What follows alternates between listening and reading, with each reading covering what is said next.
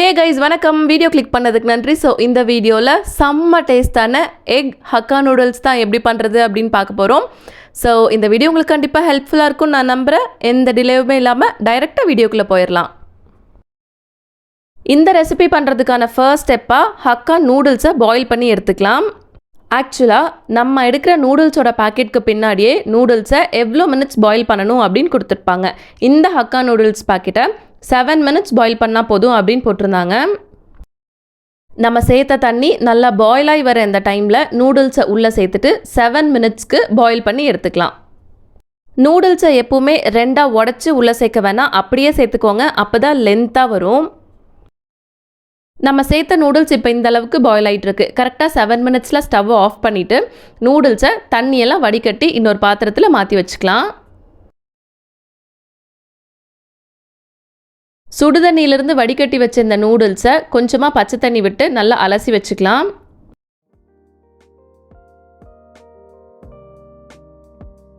இப்போ ஒரு 2 table spoon oil noodles மேலே சேர்த்து நல்லா பரட்டி விட்டுக்கலாம். அப்போ தான் ஒன்றோடு ஒன்று ஒட்டாமல் உதிரி உதிரியாக இருக்கும் நூடுல்ஸ் எல்லாமே.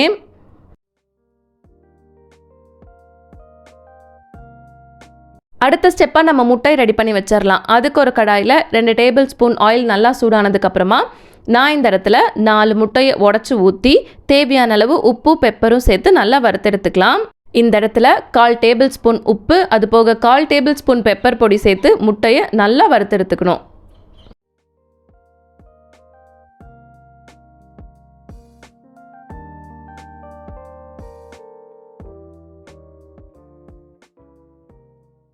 அப்ராக்சிமேட்டாக 2-3 நிமிஷத்துக்குள்ளேயே முட்டை இந்த அளவுக்கு நல்லா ரெடி ஆகிடும்.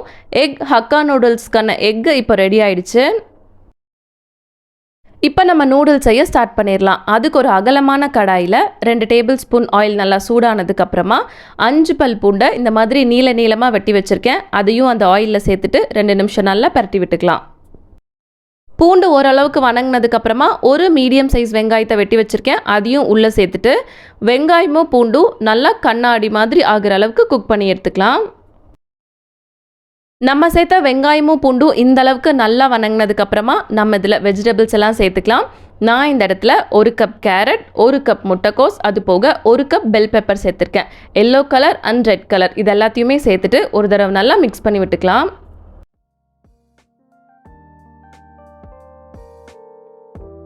இந்த ஸ்டேஜில் நம்ம சேர்த்த காய்கறிக்கு தேவையான அளவு உப்பு சேர்த்துக்கலாம். 1/4 டேபிள் ஸ்பூன் பொடி உப்பே போதுமாக இருக்கும். அது போக 1/4 டம்ளர் தண்ணி விட்டு ஒரு தடவை நல்லா மிக்ஸ் பண்ணி விட்டதுக்கப்புறமா இந்த வெஜிடபிள்ஸ் 3/4 வேக்காடு வேகிற அளவுக்கு மட்டும் குக் பண்ணி எடுத்துக்கலாம். அப்ராக்சிமேட்டாக ஒரு 3 to 4 minutes மூடி போட்டு குக் பண்ணிங்கனாலே கரெக்டாக இருக்கும். இப்போ ஒரு 4 minutesக்கு அப்புறமா நம்ம லிட்டை ஓப்பன் பண்ணி ஒரு தடவை நல்லா மிக்ஸ் பண்ணி விட்டதுக்கப்புறமா அந்த வெஜிடபிள்ஸை நம்ம டேஸ்ட் பார்த்தோம் அப்படின்னா அது நல்லா வெந்திருக்கணும். ஆனால் லைட்டாக க்ரன்ச்சியாக இருக்கணும். அந்த மாதிரி இருந்தது அப்படின்னா நம்ம கரெக்டாக குக் பண்ணியிருக்கோம் அப்படின்னு அர்த்தம். இந்த ஸ்டேஜில் நம்ம சாஸ் ஆட் பண்ணிக்கலாம். 3 tablespoon chilli sauce, 1 tablespoon soya sauce, 1 tablespoon tomato ketchup, அது போக 1 tablespoon lemon juice add பண்ணி ஒரு தடவை நல்லா பரட்டி விட்டுக்கலாம்.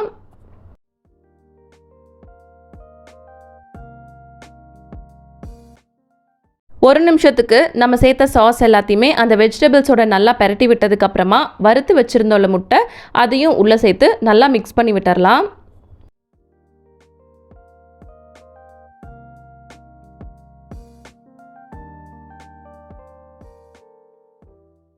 இப்போ நம்ம குக் பண்ணி வச்சுருந்தோள்ள நூடுல்ஸ் அதையும் உள்ளே சேர்த்துட்டு பொறுமையாக ஃபோக் வச்சு 2 சைடும் நல்லா பரட்டி விட்டுக்கணும். அதாவது அந்த சாஸ் வெஜிடபிள்ஸ் எல்லாமே அந்த நூடுல்ஸோட நல்லா கோட்டாகி வரணும்.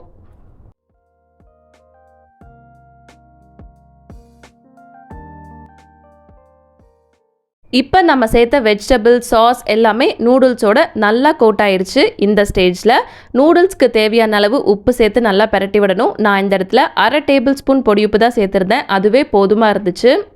நீங்கள் ட்ரை பண்ணும்போது 1/2 டேபிள் ஸ்பூன் சேர்த்துட்டு மிக்ஸ் பண்ணிவிட்டு ஒரு தடவை டேஸ்ட் பார்த்ததுக்கப்புறமா தேவைப்பட்டால் இன்னும் கொஞ்சம் சேர்த்துக்கோங்க.